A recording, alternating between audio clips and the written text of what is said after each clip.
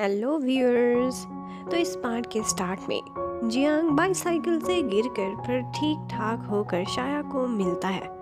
शाया को यहाँ पर पता चलता है कि उसकी रूममेट यन उसकी सारी इन्फॉर्मेशन जियांग तक पहुँचाती थी।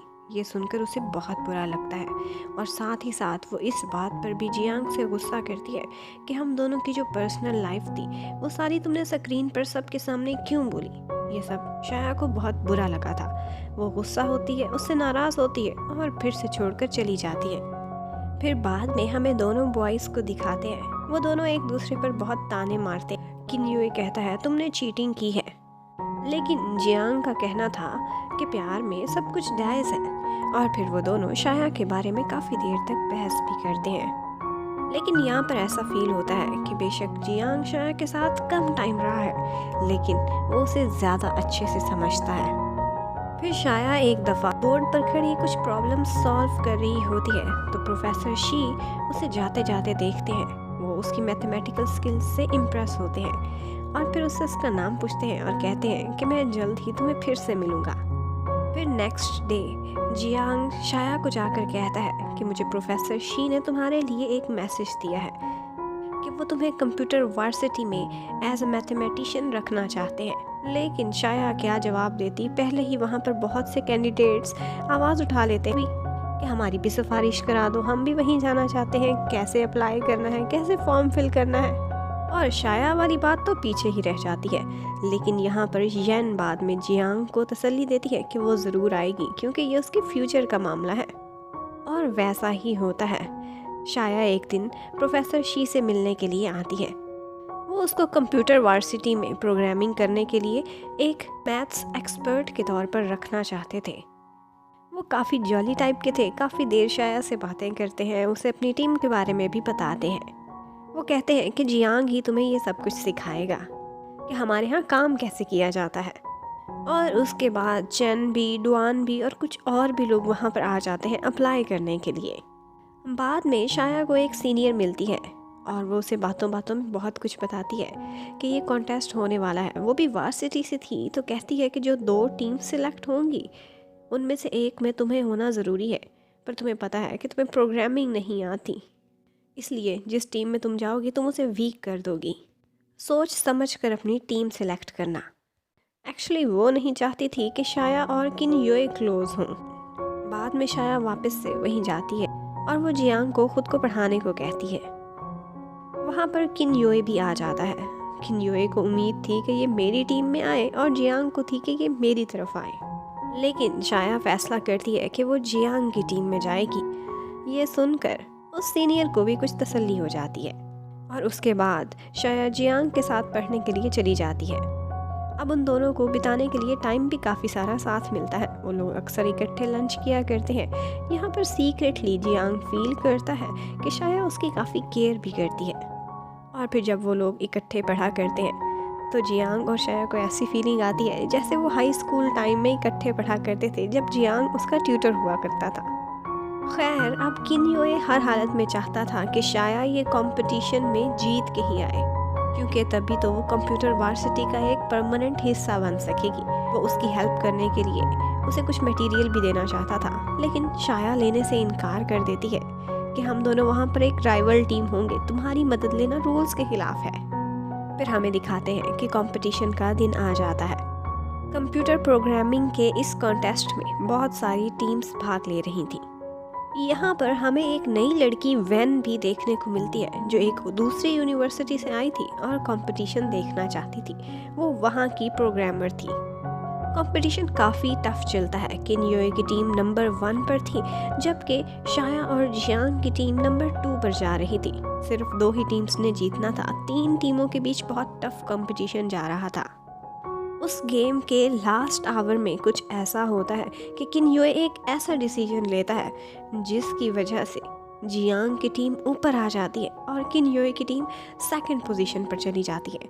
एक्चुअली किन यूए चाहता था कि हर हाल में शाया की टीम नंबर 2 पर, ये नंबर 1 पर ही आए, इसलिए वो ये स्टेप लेता है ताकि 3rd नंबर पर आने वाली टीम हार के बाहर हो जाए। और ऐसा ही होता है। जियांग की टीम नंबर 1 पे आती है। वो लोग बहुत खुश नज़र आते हैं, लेकिन किन योए के फ्रेंड्स उससे थोड़ा थोड़ा नाराज़ भी दिखते हैं। अब ये कंपटीशन जीतने के बाद शाया का मूड बहुत अच्छा हो जाता है और ऐसा लगता है कि जैसे वो जियांग से सारी नाराज़गी भूल चुकी है। प्रोफेसर शी उनकी परफॉर्मेंस से बहुत खुश था और वो उनसे वादा करता है कि तुम लोगों की अगली आउटिंग की सारी जिम्मेदारी अब मेरी होगी। वहाँ से बाहर जाते हुए जियांग को शेन वेन मिलती है। वो उससे काफ़ी क्लोज नज़र आ रही थी। वो उसे कहती है कि तुम मुझे बताए बगैर क्यों गायब हो जाते हो, हम बचपन से एक साथ बड़े हुए हैं। और फिर उसे अपनी हैवी बाइक भी दिखाती है। जियांग को भी बाइक्स का बहुत शौक था। शेनवेन उससे रिक्वेस्ट करती है कि इस बाइक पर एक राइड मुझे भी दिलाओ अपने साथ। जब वो दोनों राइड ले रहे होते हैं तो शाया भी ये सब देख लेती है और देखकर उसका मूड बहुत ख़राब हो जाता है। और उसके बाद वो जियांग के किसी मैसेज का कोई रिप्लाई नहीं करती। लेकिन प्रोफेसर शी ने जो आउटिंग का उनके लिए प्लान किया था दोनों टीम्स के लिए, उस पे सारे लोग इकट्ठे आते हैं। शाओ मान तो फ्री में चिपक जाती है, जबकि फे भी वहाँ थी क्योंकि वो न्यूज़ डिपार्टमेंट से थी और उसने उन लोगों का इंटरव्यू लेना था। फिर वो लोग डेस्टिनेशन पर जिस होटल पर जाते वहाँ पर भी जियांग फील करता है कि शाया का मूड सही नहीं है। यहाँ पर शेन वेन भी पहुँची हुई थी। वो जियांग से फिर बहुत क्लोज होकर मिलती है और सारे देखकर काफ़ी जेलस हो जाते हैं। वो अपना इंट्रोडक्शन कराती है कि वो एक दूसरी यूनिवर्सिटी की प्रोग्रामर है और उन लोगों को अपने साथ खाने पर ज्वाइन होने को भी कहती है। फिर शाम को सारे लोग इकट्ठे डिनर पर होते हैं। यहाँ पर वो यंगस्टर्स काफ़ी डिफरेंट टाइप की गेम्स भी खेलते हैं।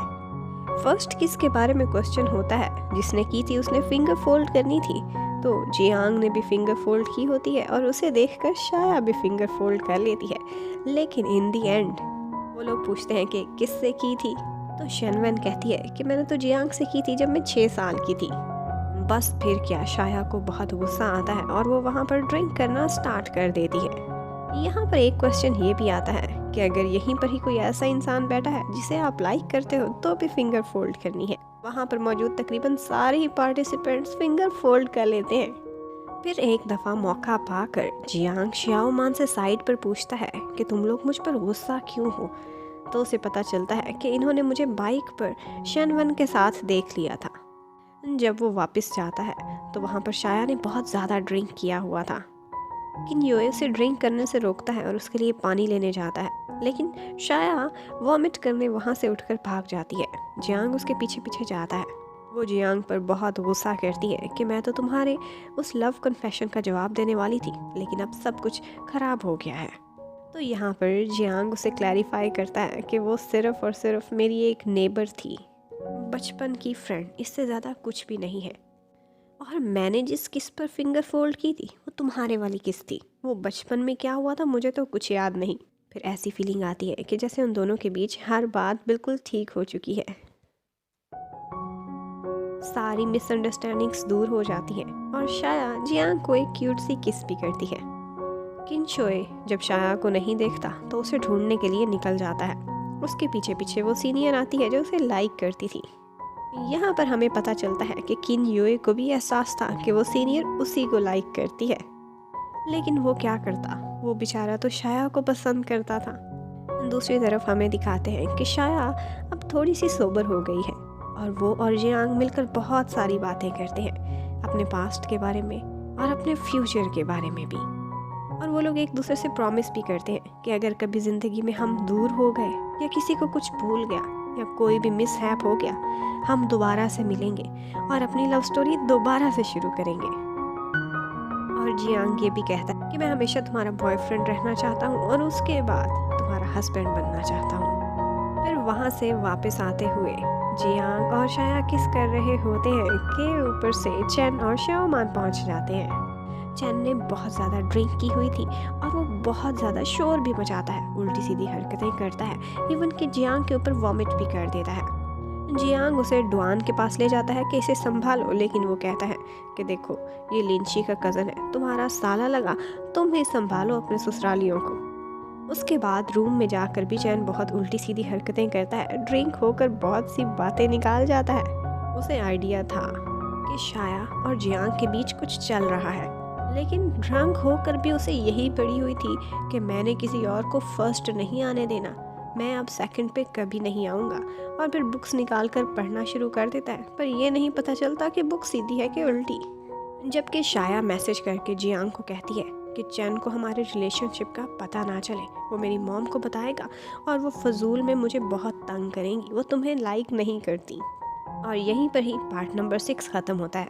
Thank you for watching. Stay connected. Bye bye.